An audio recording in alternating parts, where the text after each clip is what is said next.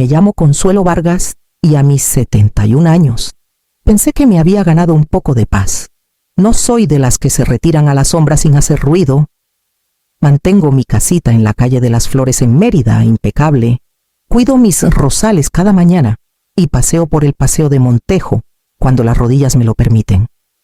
Construí mi vida paso a paso, a veces literalmente, y aunque mi cabello ya es plateado, mi mente sigue afilada y mi espalda más recta que la de muchos con la mitad de mi edad. Ese domingo por la tarde fui invitada o tal vez tolerada a un brunch en casa de mi nuera, Valeria. A ella le encanta recibir a sus colegas de Innovate, la empresa en la que volqué mi vida entera. Mi único hijo, Esteban, se casó con ella hace 10 años. Valeria es lista, ambiciosa y sabe cómo dominar una sala. Pero bajo su encanto pulido hay un filo que he sentido cortarme más de una vez. El sol pesaba sobre el patio, apretando las manteles blancos almidonados que ella había mandado pedir para la ocasión. Me senté en silencio en una silla que yo misma les compré hace años, con un vaso de té helado sudando en mi mano. Los amigos de Valeria llenaban el aire con su charla brillante, hablando de proyectos y ascensos. Escuchaba sin decir nada, como un adorno más en el fondo. Entonces Valeria se volvió hacia mí. Su sonrisa se estiró amplia, pero sus ojos seguían fríos.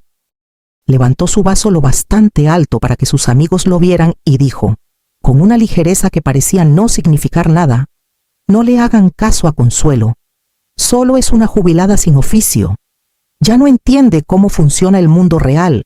Las palabras flotaron como si fueran un chiste, y sus amigos rieron como se ríe cuando sabes que se espera de ti cortés, superficial, afilado en los bordes. El sonido cayó en mi pecho como una piedra. Sentí el rocío deslizarse por el vaso, humedeciendo mi palma como si la bebida misma se apartara de mí. Mi garganta se apretó, pero no dije nada. La risa quedó suspendida en el aire. Luego se fundió en la charla casual, como si no estuviera ahí, como si mi vida, mis años de trabajo, no fueran más que un remate. El brunch siguió su curso. Valeria se inclinó hacia sus amigos, ahora susurrando, y capté fragmentos de palabras que me helaron más que el insulto mismo. Palabras sobre la empresa, sobre la propiedad, sobre lo que pronto sería suyo, y en ese momento, la humillación se torció en algo más frío, más pesado y mucho más peligroso. No respondí a Valeria ese día, pero el aguijón de sus palabras me llevó al pasado, a un tiempo donde nada en mi vida se parecía a brunches bajo sombrillas, a rayas o banquetes de camarones y sémola. Mérida en los 80 estaba en declive. Los muelles perdían trabajos y las tiendas en la calle principal cerraban una tras otra. Álvaro y yo nos negamos a rendirnos. Teníamos una idea, pequeña al principio, solo un mosaico de sistemas que pensamos podrían ayudar a las empresas locales a rastrear carga más eficientemente. Empezamos en nuestro pequeño taller, el calor colándose por las paredes de lámina en verano y nuestro aliento empañándose en invierno. Álvaro traía grasa bajo las uñas de su trabajo diurno, y yo aprendí a estirar cada peso como si fueran 3. Las noches se fundían en mañanas. A veces la cena eran frijoles fríos de lata, comidos sobre placas de circuitos y hojas de cálculo. Recuerdo que una vez me miró, con preocupación en los ojos, y dijo Consuelo: ¿estamos pidiéndonos demasiado? Le dije que no, porque la alternativa era un futuro sin nada que dejar. La empresa Vargas Tech creció despacio. Luego, de repente, un contrato clave con una línea de transporte regional nos dio pie. Y pronto vinieron otros. Nos adaptamos al cambio tecnológico, expandiéndonos a software de logística, y el declive de Mérida se convirtió en el terreno donde plantamos nuestras raíces.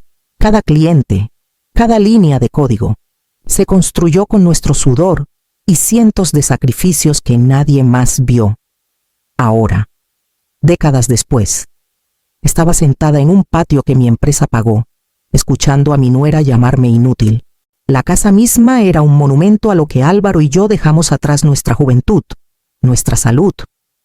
Noches que podríamos haber pasado criando a nuestro hijo en lugar de buscando capital. Valeria caminaba por esos pisos de mármol con tacones que, en esencia, yo le había comprado, sonriendo a amigos cuyos sueldos remontaban a mí, y aún así me miraba como si no hubiera hecho nada.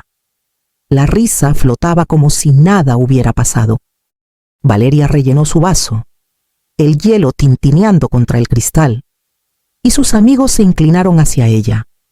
He aprendido, tras años en juntas y negociaciones, a escuchar sin parecerlo. El truco es dejar que tus ojos vaguen, que tu postura se relaje, como si estuvieras demasiado cansada para captar cada palabra. La gente olvida que estás ahí. La voz de Clara llegó primero, ligera, despectiva. Llevaba 6 años en Innovate, lo suficiente para conocer las dinámicas, pero no para entender los cimientos. Cuando las acciones pasen por fin, dijo, golpeando su uña pintada contra el borde de su vaso. ¿Tendrás el control mayoritario? No. Valeria sonrió, una curva tensa y cómplice en sus labios. Exacto. Esteban no piensa mucho en estas cosas, pero yo sí. Una vez que su herencia se transfiera, consolidaré. Ya pregunté por ahí cómo agilizarlo. Bajó la voz, pero no lo suficiente. Hay abogados que se especializan en esto. El tiempo lo es todo. Mateo soltó una risita, de esas que erizan la piel, mitad admiración, mitad codicia. ¡Qué lista! Todos saben que los fundadores viejos no se mantienen lúcidos para siempre. Mejor prevenir que lamentar. Las palabras debieron golpearme como un trueno, pero en cambio cayeron frías y cortantes, como pedazos de vidrio deslizándose bajo mi piel. Esto era más que la lengua afilada de Valeria, más que su desprecio por mi edad. Era cálculo. No solo se burlaba de mí, estaba preparando el terreno para borrarme, para tomar la empresa por la que sangré y reclamarla como si yo nunca hubiera existido. Mantuve las manos cruzadas en mi regazo, mi rostro sereno, aunque sentía la sangre rugir en mis oídos. La traición no siempre es un grito en la noche. A veces es un susurro sobre un té helado, dicho con la confianza de que eres demasiado vieja, demasiado irrelevante para entender. En ese momento, entendí perfectamente. Esteban apareció en el patio conforme avanzaba la tarde, el cabello revuelto por la brisa del río Progreso, las mangas de la camisa arremangadas hasta los codos. Se parecía a su padre de joven sólido, confiable, el tipo de hombre en quien la gente confía instintivamente. Por un momento, mi pecho se llenó de orgullo y recuerdos. Valeria se deslizó a su lado con facilidad, rozando su brazo, su voz alegre mientras contaba una anécdota inofensiva del brunch. Sus amigos volvieron a reír y Esteban sonrió, distraído, sirviéndose una bebida. Lo observé de cerca. Sus ojos se cruzaron con los míos por un segundo cuando Valeria se inclinó sobre la mesa y, con esa misma sonrisa astuta, dijo: «Mamá no sigue mucho estas cosas. Está más feliz quedándose al margen». No fue fuerte, no tan cortante como la palabra inútil de antes, pero dolió igual de profundo. Vi que Esteban lo escuchó. Su mandíbula se tensó apenas. Luego se relajó. Revolvió el hielo en su vaso como si no hubiera notado nada. Ese pequeño acto, su elección de dejar que el comentario flotara sin respuesta, dolió más que la risa de Valeria. Mi hijo, que alguna vez se sentó en mi mesa de trabajo viendo cómo soldaba circuitos, que rogaba acompañar a su padre en el camión de entregas, estaba en su propio patio y eligió el silencio. Valeria lo sabía también. Vi la satisfacción en sus ojos, la confianza de que su esposo no la contradiría, ni siquiera por mí. Su silencio era su escudo. Miré alrededor de la mesa y me di cuenta de que estaba sola. Ni una voz se alzó para suavizar el insulto, ni siquiera la de Esteban, las personas a las que había levantado con mis propias manos. La familia que imaginé llevaría nuestro nombre con orgullo. Me habían dejado varada en un lugar que debería haber sido tan mío como suyo. La risa continuó. Esteban tomó un sorbo de su bebida. Crucé las manos con más fuerza en mi regazo, el peso de su silencio más pesado que cualquier palabra dicha. Esa noche, después de que los invitados se fueron y la casa quedó en silencio, manejé el corto trayecto de regreso a mi hogar. El silencio de mi estudio fue un bálsamo tras la risa frágil del patio, pero mi pecho aún dolía por el peso de las palabras no desafiadas. Me serví una taza de manzanilla, aunque mis manos temblaban tanto que el té se derramó por el borde. Contra la pared del fondo estaba el viejo escritorio de Álvaro, de roble oscurecido por años de uso. Había sido su centro de mando alguna vez, donde facturas, contratos y manuales de reparación se apilaban en los primeros días de Vargas Tech. No había abierto el cajón inferior en años. Mi respiración se aquietó mientras sacaba la pequeña llave de latón de su escondite en un frasco de clips y la deslizaba en la cerradura. El cajón chirrió al abrirse, revelando una caja metálica, simple y pesada, con las esquinas desgastadas por tantas mudanzas. La puse en el escritorio y levanté la tapa. Dentro estaban los huesos de una vida, los documentos originales de incorporación, frágiles por el tiempo, pero aún sellados por el Estado. El documento del fideicomiso familiar que me nombraba accionista mayoritaria, y un sobre más, sellado con la mano precisa de Álvaro. Mis dedos temblaron al abrirlo. La enmienda, redactada por su abogado antes de su última enfermedad, delineaba una cláusula que casi había olvidado. En caso de mala conducta o incumplimiento de deber por parte de cualquier heredero, el control de mis acciones revertiría inmediatamente y por completo a mí. Era su salvaguarda, su forma de asegurar que nunca me ganaran en mi propia casa. Bajo el lenguaje legal había una hoja de papel de Álvaro. La tinta estaba desvaída, pero su letra era firme. Protege la empresa y protégete a ti misma. Presioné la nota contra mi pecho, con la garganta apretada. Durante años dejé que la generación joven creyera que me había retirado por completo, contenta con ser la abuela en el jardín, la mujer sin nada más que historias. Pero no estaba sin poder. La empresa aún era mía, en formas que Valeria no podía imaginar. La traición que había escuchado ya no era solo cruel, era peligrosa. Y ahora tenía la llave para detenerla. 2 mañanas después, caminaba por la calle principal de Mérida. Los adoquines resbaladizos por la lluvia de anoche. Mérida siempre ha sido una ciudad de fachadas porches grandes y persianas pintadas ocultando los huesos cansados de siglos. Sentía algo de eso en mí. Las vigas de roble aún firmes bajo un exterior desgastado. La oficina de Ignacio Torres daba al malecón. Una vista que siempre me recordaba los años cuando Álvaro y yo soñábamos con más que sobrevivir. Ignacio había sido nuestro abogado por casi 3 décadas, una mano firme en el crecimiento y el duelo por igual.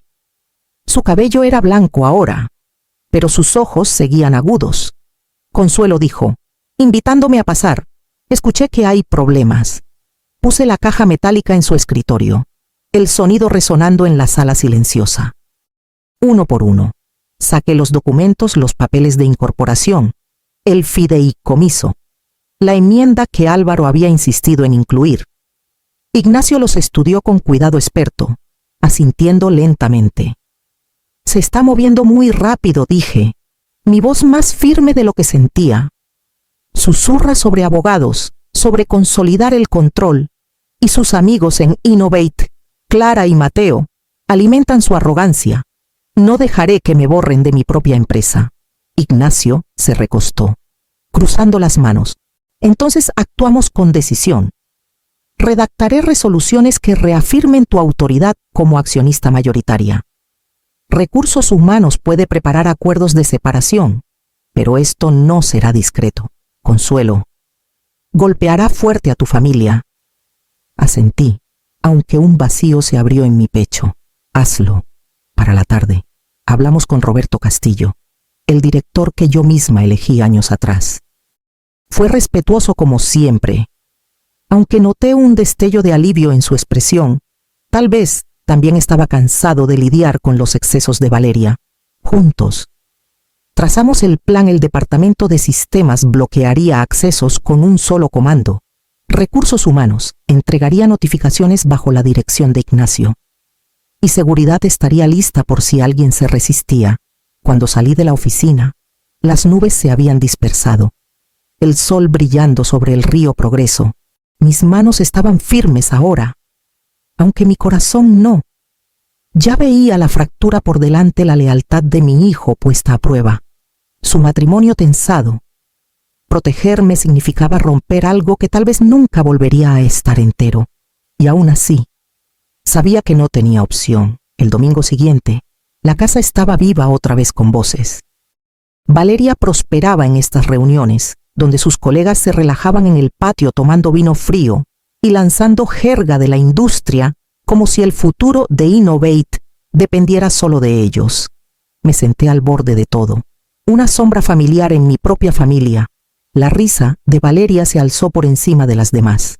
«Ya saben cómo es», dijo, señalándome con un movimiento casual de la mano. «Consuelo ya no está al día. Está más feliz solo observando, apartada». Sus amigos rieron. El mismo sonido frágil que me había perseguido toda la semana. Esta vez, no crucé las manos en silencio. Metí la mano bajo mi silla y saqué la caja metálica que había traído. El sonido, al golpear la mesa de piedra, cortó la risa. Un silencio siguió, incierto y afilado. Valeria parpadeó, la irritación colándose en su sonrisa perfecta. «¿Qué es esto?» «Consuelo». Abrí la tapa, sacando los documentos de incorporación amarillentos. El papel tembló ligeramente en mi agarre, no por la edad, sino por el peso de lo que estaba a punto de hacer. Lo puse sobre la mesa y señalé la línea de la firma. «A.C. Vargas», leí en voz alta, mi voz firme, fundadora y presidenta. El silencio se profundizó. La sonrisa de Clara se desvaneció primero. Mateo se inclinó, entrecerrando los ojos. El rostro de Valeria perdió color. Rió débilmente. «No puede ser, tú te retiraste», Esteban dijo. Me hice a un lado, dije, mirándola a los ojos. «Pero nunca me fui. Esta empresa lleva mi nombre. Mi esposo y yo la construimos de la nada, y cada acción de la que has presumido pasa por mí». Las palabras pesaron sobre la mesa. Sus amigos se removieron en sus sillas, ya no riendo. Valeria apretó su vaso con tanta fuerza que temí que se rompiera. Por primera vez en años, sentí que la sala me pertenecía de nuevo. El patio se quedó inmóvil, como si la ciudad misma contuviera el aliento. Sentí el peso del momento apretar mi pecho, pero mis manos estaban firmes mientras sacaba mi celular de la bolsa. Un mensaje corto, solo una palabra. Ya estaba escrito y esperando. Ejecutar. Presioné enviar. Casi de inmediato, el ambiente cambió. El celular de Clara vibró primero. Miró la pantalla, su expresión confiada tambaleándose, los ojos moviéndose nerviosamente mientras leía. Un segundo después, el teléfono de Mateo sonó con el mismo tono urgente. Leyeron en silencio, sus rostros palideciendo al unísono. «Mi acceso», susurró Clara, manipulando su pantalla. «Está bloqueado», Mateo maldijo por lo bajo, intentando su aplicación de credencial, solo para encontrarla desactivada. El pánico cruzó sus rostros al darse cuenta estaban fuera, cortados de la empresa que pensaban estaban moldeando. Valeria se volvió hacia ellos, confundida, luego hacia mí. Cuando su celular vibró, no se movió al principio, como si se negara a creer lo que le esperaba. Finalmente, miró. Sus labios se separaron, pero no salió ninguna palabra. Vi su mano temblar, los nudillos blancos alrededor del vaso que aún sostenía. «Tú», logró decir. Su voz apenas un susurro. «¿Los despediste tú?» Las puertas francesas se abrieron suavemente y 2 guardias de seguridad uniformados entraron al patio. Su presencia era calmada, profesional, pero absoluta. Esperaron sin decir palabra, guardianes silenciosos de una decisión ya tomada. Clara recogió su bolsa con manos temblorosas. Mateo murmuró algo sobre injusticia, pero no me miró a los ojos. Se fueron rápido, el sonido de la reja cerrándose tras ellos, final y cortante. Valeria se quedó congelada, su carrera desmoronándose en tiempo real, atada demasiado a mí para sobrevivir sola. Me miró no con enojo, sino con algo peor: reconocimiento. Se había hecho justicia. Pero al mirar a la esposa de mi hijo, pálida y temblando en su propio patio, sentí que la victoria pesaba en mis huesos, una corona hueca que nunca quise usar. Valeria se quedó sentada mucho después de que sus amigos se fueron, su rostro pálido contra la luz brillante de la tarde. Cuando los guardias se retiraron al interior, encontró su voz de nuevo. No tenías que humillarme, siseó, con los ojos brillando. Podrías haberlo manejado en privado. En cambio, me destruiste frente a todos. Miré a esta mujer que vivía en la casa. Usaba la ropa, llevaba el nombre que mis sacrificios construyeron, y no sentí enojo, solo una especie de tristeza cansada. Valeria, dije en voz baja, construí Vargas Tech para mi familia, no para entregarla a una ambición sin respeto, no para convertirme en un chiste en la casa de mi propio hijo. Esteban había estado callado hasta entonces, de pie a unos pasos con los brazos cruzados sobre el pecho. Sus ojos iban entre nosotras, dividido de una manera que lo hacía parecer más joven, como el niño que me rogaba quedarme despierta tras un doble turno para escucharlo leer en voz alta. ¿Es cierto?, preguntó al fin, su voz pesada.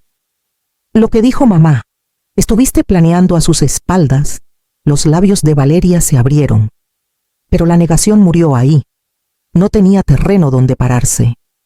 Su silencio dijo más que cualquier argumento.